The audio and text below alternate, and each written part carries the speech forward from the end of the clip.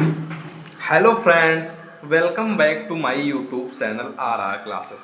तो फ्रेंड्स, इस वीडियो में हम D D M F block के तत्व वाले चैप्टर के सभी मोस्ट इम्पॉर्टेंट क्वेश्चन को देखने जा रहे हैं। फ्रेंड्स, ये वह क्वेश्चन हैं जो बार बार आपके बोर्ड एग्जाम में आए हुए हैं, इसलिए आप इस क्वेश्चन को छोड़कर मतलब इन क्वेश्चन को छोड़कर बिल्कुल भी नहीं जा सकते। तो हम स्टार्ट करते हैं। सबसे पहला हमारा क्वेश्चन है कि संक्रमण तत्व क्या है, इन्हें संक्रमण तत्व क्यों कहते हैं। भाई साहब, ये मोस्ट इंपॉर्टेंट क्वेश्चन है और कई बार आपके बोर्ड एग्जाम में पूछा गया है। तो हम स्टार्ट करते हैं। हमने यहाँ पर बहुत ही सिंपल लैंग्वेज में लिख रखा है। किताबी लैंग्वेज छपाने का कोई मतलब नहीं होता, इसलिए हम ज़्यादा से ज़्यादा सरल शब्दों का उपयोग करते हैं। देखिए, सबसे पहले लिखा है यहाँ पर कि डी ब्लॉक के तत्वों को संक्रमण तत्व कहते हैं। यानी जो हमारे पीरियोडिक टेबल में डी ब्लॉक में तत्व पाए जाते हैं उन्हें हम संक्रमण तत्व कहते हैं। इनका इलेक्ट्रॉनिक विन्यास करने पर अंतिम अंतिम इलेक्ट्रॉन बाह्य कोश के डी उपकोश में प्रवेश करता है। यानी अगर इनका हम इलेक्ट्रॉनिक कॉन्फ़िगरेशन करें तो जो अंतिम का इलेक्ट्रॉन है वो डी उपकोश में प्रवेश करेगा। ये एस एस एवं ये तत्व एस तथा पी ब्लॉक के बीच में स्थित होते हैं, इसी कारण इन्हें संक्रमण तत्व कहते हैं। अब अगर आप यहाँ पर थोड़ा समझने का प्रयास कीजिए, अगर ये हमारी पीरियोडिक टेबल है तो इधर हमारे जो होते हैं वो एस ब्लॉक के तत्व होते हैं, ठीक है, इधर एस ब्लॉक के तत्व, देन बीच में हमारे डी ब्लॉक के तत्व और इधर पी ब्लॉक के तत्व, इधर पी ब्लॉक के तत्व और ये बीच में जो हमारे हैं वो डी ब्लॉक के तत्व होते हैं। और नीचे ये दो पंक्तियां हमारी होती हैं, ये हमारी होती हैं एफ ब्लॉक के तत्व, ठीक है।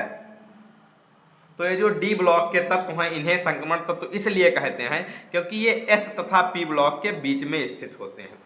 तो हम नेक्स्ट क्वेश्चन पर अपने आते हैं। आप इस क्वेश्चन का स्क्रीनशॉट कर लीजिए। आई होप कि आपको यह क्वेश्चन अच्छे से समझ में आ गया होगा। हम आते हैं अपने अब नेक्स्ट क्वेश्चन पर। नेक्स्ट क्वेश्चन जो हमारा है वो भी मोस्ट इम्पॉर्टेंट है कि नेक्स्ट क्वेश्चन में हमने यहाँ पर पूछ रखा है कि डी ब्लॉक के तत्वों की विशेषता क्या होती है। डी ब्लॉक के तत्व बोले तो संक्रमण तत्व, यानी संक्रमण तत्वों की विशेषता क्या होती है, इस तरीके से क्वेश्चन आ सकते हैं। या डी ब्लॉक के तत्वों की विशेषता क्या होती है। तो सबसे पहले आपको लिखना है कि डी ब्लॉक के तत्वों की निम्नलिखित विशेषताएं होती हैं। यानी जो विशेषताएं होती हैं वो हमने नीचे लिख रखी है। सबसे पहली विशेषता इसमें है कि इनमें धात्विक चालकता होती है। जो हमारे ये डी ब्लॉक के एलिमेंट होते हैं ये जनरली धातु ही होते हैं, तो धात्विक चालकता तो धातु में होगी ही, ऑब्वियस सी बात है। देन सेकंड पॉइंट है कि ये रंगीन आयन बनाते हैं। अब इसको भी हम डिटेल में देखेंगे कि जो हमारे संक्रमण तत्व होते हैं, डी ब्लॉक के तत्व होते हैं, वो रंगीन आयन क्यों बनाते हैं। देन तीसरा पॉइंट है कि ये अनुचुंबकीय गुण दर्शाते हैं। इसको भी अभी हम डिटेल में देखेंगे कि ये अनुचुंबकीय गुण क्यों दर्शाते हैं। देन पांचवा पॉइंट है कि ये संकुल यौगिक होते हैं। अब इसको थोड़ा आप समझ लीजिए। जैसे आप जो हमारा इसके बाद नेक्स्ट चैप्टर है वो है कोऑर्डिनेशन कंपाउंड, बोले तो उपसह संयोजक यौगिक। तो उसमें आप इस तरीके से देखेंगे कि ए, उसके बाद ब्रैकेट में कुछ लिखा रहेगा, देन यहाँ पर लिखा रहेगा, देन इसको हम ब्रैकेट में किए रहेंगे। तो जो इस तरीके से लिखे होते हैं ये हमारे तत्व उपसह संयोजक तत्व कहलाते हैं, उपसह संयोजक यौगिक कहलाते हैं, या इसको हम संकुल यौगिक भी बोलते हैं। तो आई होप कि आपको समझ में आ गया होगा कि संकुल यौगिक किसे कहते हैं। जो हमारे उपसह संयोजक यौगिक होते हैं उन्हीं को हम संकुल यौगिक बोलते हैं। इस वाले क्वेश्चन का भी आप स्क्रीनशॉट कर लीजिए। कम से कम ये क्वेश्चन 3 नंबर में आते हैं तो 3 से 4 पॉइंट तो आप लिख ही दीजिए। अब हम आते हैं अपने नेक्स्ट क्वेश्चन पर जो कि हमारा तीसरा क्वेश्चन है। फ्रेंड, इस क्वेश्चन से बाहर आने की चांस बिल्कुल भी नहीं है, 1-2% चांस बनते हैं, देन इससे बाहर कोई भी क्वेश्चन नहीं पूछे जाते हैं। तो हम स्टार्ट करते हैं। ये भी हमारा मोस्ट इम्पॉर्टेंट क्वेश्चन है जो कि इम्पॉर्टेंट है कि अंतः संक्रमण तत्व क्या है। क्या अंतः संक्रमण तत्व क्या है या अंतः संक्रमण तत्व किसे कहते हैं, इस तरीके से क्वेश्चन आते हैं। तो ऐसे तत्व ऐसे तत्व जिनका इलेक्ट्रॉनिक कॉन्फ़िगरेशन बोले तो इलेक्ट्रॉनिक विन्यास करने पर अंतिम इलेक्ट्रॉन, यानी जब हम इलेक्ट्रॉनिक विन्यास करेंगे तो उनमें जो अंतिम तत्व होगा वो F उपकोष में प्रवेश करेगा। यानी F ब्लॉक के तत्व जो हमारे होते हैं वो अंतः संक्रमण तत्व कहलाते हैं।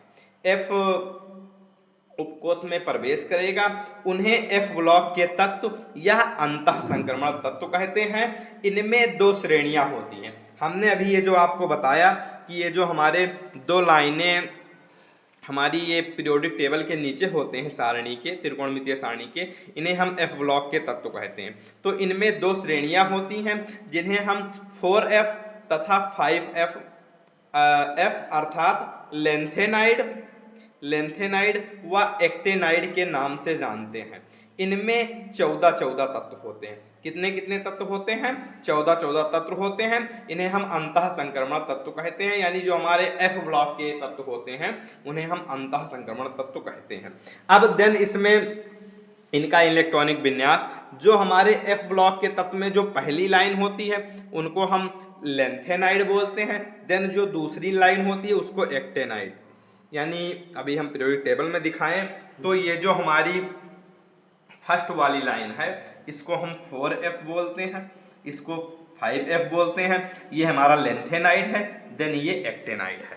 तो देखिए आप, जो हमारे एक लेंथेनाइड वाले होते हैं उनका इलेक्ट्रॉनिक विन्यास होता है 4F 1 से लेकर 14 तक। देन क्योंकि इसमें 14 एलिमेंट होते हैं तो 1 से लेकर 14 तक यूज आएंगे। देन 5D 0 से 1 तक, देन 6S2, और फिर एक्टेनाइड वाले 5F 0 से लेकर 14 तक।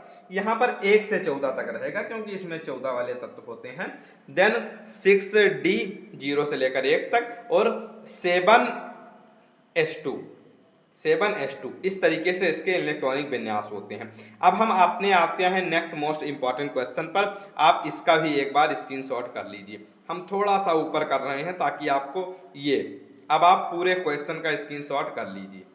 जब हम अपने आते हैं नेक्स्ट इंपॉर्टेंट क्वेश्चन पर, जो कि हमारा चौथा मोस्ट इंपॉर्टेंट क्वेश्चन है। जैसा कि अभी जब हम गुण देख रहे थे तो हमने बताया था कि इसको हम अभी आगे डिटेल में देखेंगे। गुण में हमने बताया था कि ये रंगीन यौगिक बनाते हैं। अब यहाँ पर डिटेल में आ गया कि संक्रमण तत्व द्वारा रंगीन यौगिक क्यों बनाते हैं, यानी जो संक्रमण तत्व होते हैं वो रंगीन यौगिक क्यों बनाते हैं, ऐसा क्यों। देखिए मैंने इसके सामने लिख रखा है मोस्ट इंपॉर्टेंट। भाई साहब ये पिछले साल के सेट में, कई सारे सेट में पूछा जाने वाला क्वेश्चन है। इसको आप बिल्कुल भी स्किप ना करिए और बहुत ध्यान से समझिए कि हमने लिख रखा है कि संक्रमण तत्व, जो हमारे संक्रमण तत्व होते हैं वो ठोस अवस्था या जलीय विलयन में रंगीन आयन देते हैं।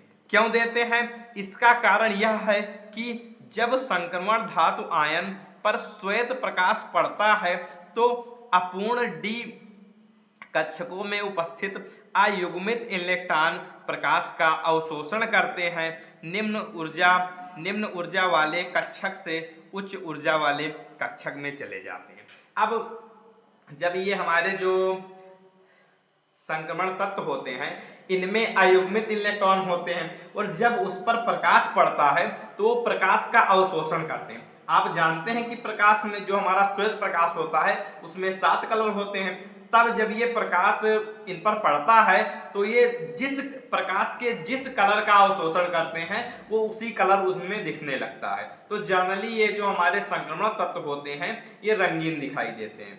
आई होप कि आपको यह क्वेश्चन भी क्लियर हो गया होगा। आप इसका स्क्रीनशॉट कर लीजिए। देन हम अपने आते हैं नेक्स्ट क्वेश्चन पर। नेक्स्ट क्वेश्चन भी हमारा मोस्ट इंपॉर्टेंट है कि लेंथेनाइड संकुचन क्या है। ये वाला क्वेश्चन हालांकि कई सारे सेट्स में पिछले साल पूछा गया है, इस साल भी पूछा जा सकता है। इंपॉर्टेंट है कि लेंथेनाइड संकुचन क्या है, इसका कारण लिखिए। मोस्ट इंपॉर्टेंट क्वेश्चन है। तो हमने लिख रखा है कि लेंथेनाइड तत्वों के परमाणु क्रमांक, लेंथेनाइड के आप समझ गए हैं कि जो F ब्लॉक के फर्स्ट जो है हमारी श्रेणी उसके तत्व हैं। तो लेंथेनाइड तत्वों के परमाणु क्रमांक बढ़ने के साथ साथ इनकी परमाणु त्रिज्या और आयनिक त्रिज्या, जो इनकी परमाणु त्रिज्या होती है, परमाणु त्रिज्या और आयनिक त्रिज्या कम होती है। अब इनका अगर हम जैसे जब हम इधर से इधर बढ़ेंगे तो इनके परमाणु क्रमांक में वृद्धि होगी, और जब इनके परमाणु क्रमांक बढ़ेंगे तो इनकी परमाणु त्रिज्या और आयनिक त्रिज्या भी बढ़ेगी, तो आयनिक त्रिज्या भी बढ़ेगी। फिर आकाश में नमी होने पर, देखिए यहाँ पर आकाश, हमने थोड़ा यहाँ पर मात्रा नहीं लगा रखी, पेन नहीं चली होगी, तो आकाश में नमी होने पर इस घटना को लेंथेनाइड संकुचन कहते हैं। आकाश नहीं आकार होगा, देखिए यहाँ पर गलती हो गई, आकार में कमी होने की घटना।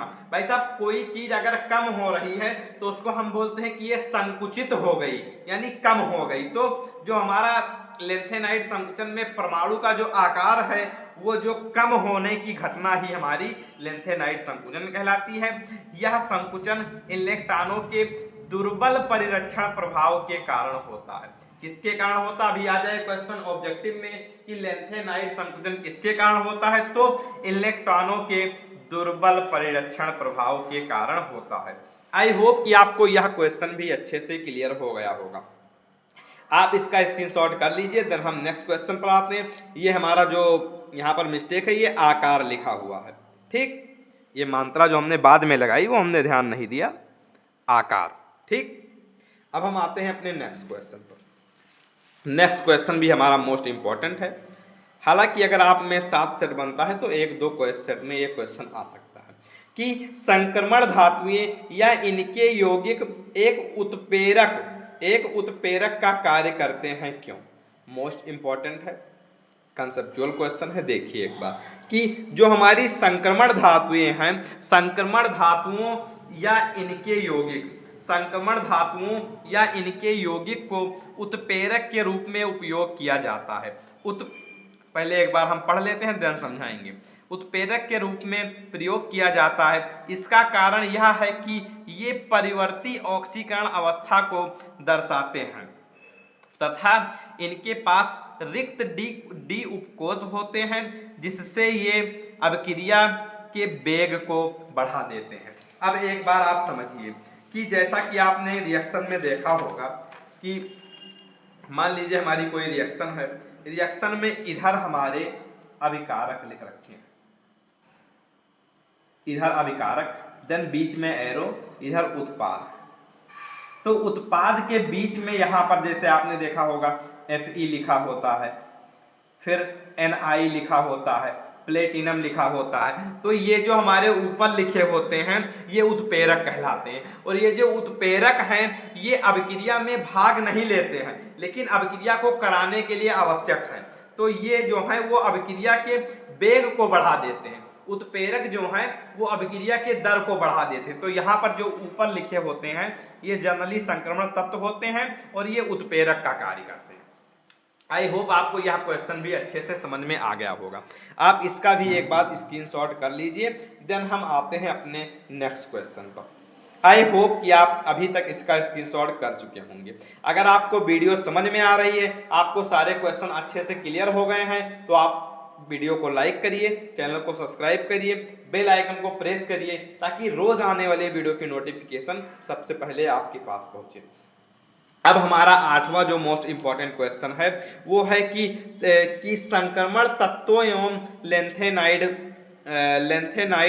तत्वों के गुणों में समानता। लेंथेन जो हमारे संक्रमण तत्व होते हैं और लेंथेनाइड, आप समझ रहे हैं कि जो हमारे F ब्लॉक के तत्व होते हैं उनमें जो पहले होते हैं मतलब फर्स्ट लाइन के, उनको हम लेंथेनाइड बोलते हैं।